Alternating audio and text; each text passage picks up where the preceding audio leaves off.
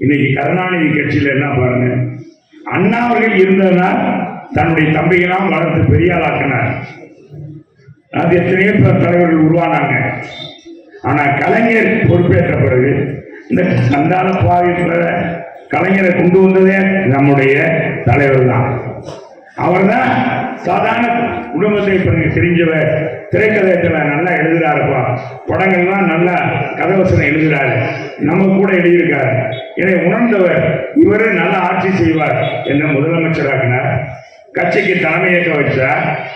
அப்படிப்பட்ட வரம் கொடுத்த தலையே வரம் கொடுத்த தலையிலே கையை வச்ச மாதிரி சிவன் வரம் கொடுத்து அவன் தலையிலே ஈசன் கையை வச்சான். இன்னும் சொல்லுவாங்க நரகன் கையை வச்சான்னு சொல்லுவாங்க. அப்படி அந்த மாதிரி தலைவரை தூக்கி எறிந்த கருணாநிதி குடும்பம் இன்னைக்கு எப்படி பாருங்க, செல்வாக்கோடு இருக்கிறது இருக்கா இல்லையா? நீங்க மகன் ஒரு துணை முதலமைச்சர் உதயநிதி என்ன தியாகம் ஜெயிலுக்கு போனாரா? ஸ்டாலின் கூட போயிருக்காரு, விசா காலத்துல போயிருக்காரு, எத்தனை போராட்டத்தில் போயிருக்காரு. ஆனா அவருடைய மகனுக்கு என்ன பின்புலம், அரசியல் பின்புலம். நயன்தாராவோட என்ன கட்டி பிடிச்சதானே பின்புலம். எப்ப அடிச்சா அவன் மாதிரி இருக்கணும், அவன் மாதிரி இருக்கணும். நம்ம உதயநிதி மாதிரி விளையாட்டுத்துறை அமைச்சர் இன்னைக்கு அந்த துறையை நடத்துற விளையாட்டுத்துறை அமைச்சர். எங்க தொகுதி கூட ஒரு விளையாட்டு திறன் கொடுக்குறேன்னு சொல்லி நான் அறிவிப்பு கொடுத்தாங்க. ஒரு தொகுதிக்கு ஒரு விளையாட்டு திறன் கொடுப்போம்னு சொன்னாங்க. இதுவரைக்கும் கொடுக்கவே இல்லை. நம்ம முதலமைச்சர் என்ன சொன்னாரு, சட்டமன்ற உறுப்பினர்களாக ஒரு அழைப்பு கொடுத்தார், கடிதம் மூலமா அனுப்பினார். இனிமேல் உங்க தொகுதியில் முதல்வர் என்ற அடிப்படையில் உங்க பகுதியில உங்க தொகுதியில நிறைவேறாத 10 கோரிக்கைகளை எழுதி அனுப்புங்க, உடனடியாக செயல்படுத்துறேன்னு சொன்னார். இதுவரைக்கும் ஒண்ணு மயானத்தை தான் கட்டி கொடுத்துருக்காரு. சுடுகாடு அதான் மயானம் சொல்றேன். நடராஜனார்ல கட்டி கொடுக்கிற ஒன்றை தவிர வேற கட்டி கொடுத்துருக்காங்க. வேற 9 கோரிக்கை பற்றி விழாமுறையில ஒரு கல்லூரி கேட்டேன், அரசு இருபாலர் கல்லூரி. ஒரு கல்லூரி மீனாட்சி கல்லூரி இருக்கு மதுரையில், 1960 தொடங்கினது. இதுவரைக்கும் அரசு கல்லூரியே இல்லை. அது பெண்களுக்கான கல்லூரி, ஆண்களுக்கு ஒரு அரசு கல்லூரியில இல்லை என்று கேட்டிருந்தேன். அதுக்கும் பதில் இல்லை. எத்தனையோ கோரிக்கைகள் வைத்தேன், ஒரு கோரிக்கை கூட நிறைவேற. இதுதான் அல்வா கொடுக்குறதுன்னு சொல்லுவாங்க, வாயிலே அல்வா கொடுப்பாங்க.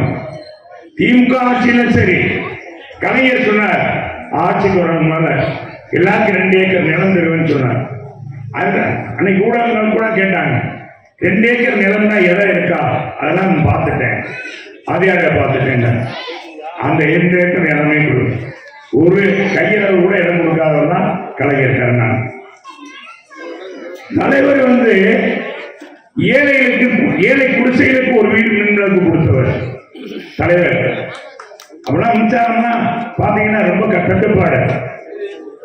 ஏழைகள் ஆகிற குடும்பங்கள், ஏழை பிள்ளைகள் படிப்பதற்கு சத்துணவு, அந்த குடும்பங்கள் படிப்பதற்காக சாயங்காலம் அரிக்கலையில தான் உட்கார்ந்துருக்கோம்.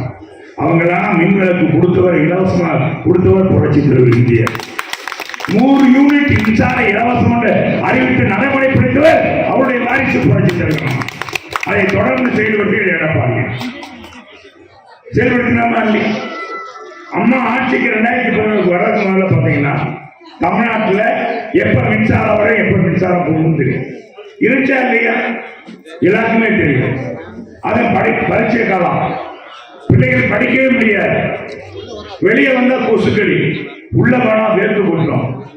அது ஏழைகள் வீடு, ஓட்டு வீடு இருக்கும், பெரிய வீடா இருக்கும், பெரிய பங்களாவா, யாரு அந்த மாதிரி இருக்காது.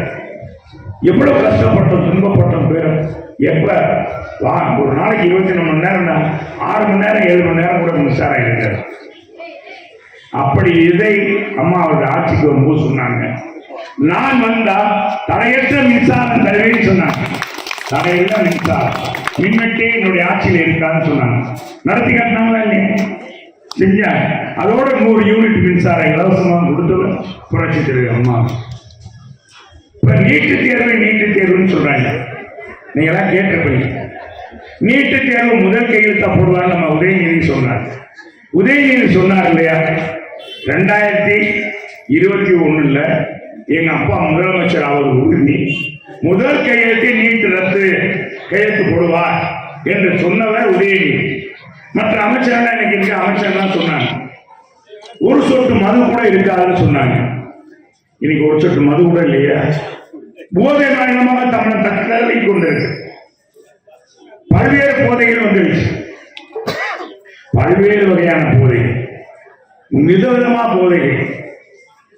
என்ன சொல்றான் இப்ப இங்க எஸ்ஆர்எம் ஒரு காலத்தில் சென்னையில் இருக்கிற எஸ்ஆர்எம் கல்லூரி இன்ஜினியர் படிக்கிற மாணவர்கள் மத்தியில போதை பழக்கம் அதிகமா இருக்குன்னு சொல்றாங்க. ஒரு கடந்த 10 நாளைக்கு முன்னாடி ஒரு போலீஸ் பட்டாளமே போகுது. காலையில பாத்தீங்கன்னா திம்முன்னு ஒரு 1000 போலீஸ் போய் அந்த ஏரியாவே சுற்றி வளைக்கிறாங்க. 19 மாணவர்களை கைது பண்றாங்க. என்ன பாருங்க, அவங்க குடும்பத்துல இருந்து அவர் எவ்வளவு கஷ்டப்பட்டு படிக்க வைப்பாங்க பிள்ளைகளை. நம்ம என்ன நோக்கத்துக்கு அனுப்புறோம்? நம்ம படித்து பிள்ளைகள் பெரியாராகி நல்ல நிலையில் இருப்பாங்க, நம்ம பேரம்பேட்டியை பார்க்கலாம், ஒரு டாக்டராக, இன்ஜினியராக, ஒரு கலெக்டராக, ஒரு எஸ்ஐயாக ஏதோ இதா வருவாங்கன்னு நினைச்சா அப்படி நம்ம அனுப்புறோம்.